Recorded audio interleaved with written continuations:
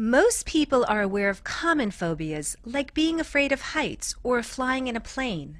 But there are hundreds more, many of which are extremely rare. So what are some of those unusual phobias, and just how bizarre are they?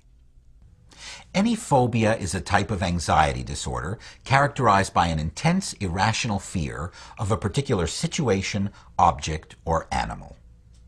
Most people realize their fears are extreme, but the anxiety is very real, regardless of how common or rare the phobia.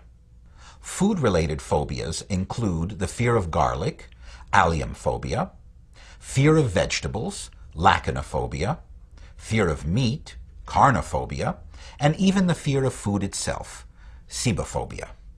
If these sound unusual, consider Arachibutyrophobia, which is the fear of peanut butter sticking to the roof of one's mouth. Body parts also provide their fair share of terror-inducing phobias. Geniophobia is the fear of knees. Omphalophobia is the fear of belly buttons. But surely the oddest in this category is geniophobia, which is the abnormal and definitely peculiar fear of chins. Animals also figure prominently in odd phobias. Ranidophobics fear frogs, motophobics fear moths, and lutrophobia evokes horror in response to otters. But the weirdest of these by far is zemophobia, fear of the great mole rat, a hairless, sightless, buck-toothed rodent that lives underground. Phobias of specific objects are common, but some are less common than others. Allophobics have a morbid fear of flutes. Chronometrophobics have a horror of clocks, and kinetophobics are terrified of string. However, the most perplexing may be consecotalophobia, the fear of chopsticks. Another consideration: it's not uncommon to have more than one phobia, and conflicting phobias could be a real problem. For example, a man with pogonophobia, the fear of beards, might experience even greater anguish if he was also affected by xyrophobia, the fear of razors. Phobias may also be problematic in more ways than one.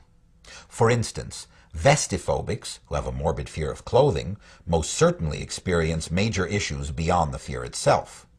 Clearly, it would be especially difficult also to suffer from gymnophobia, the fear of nudity.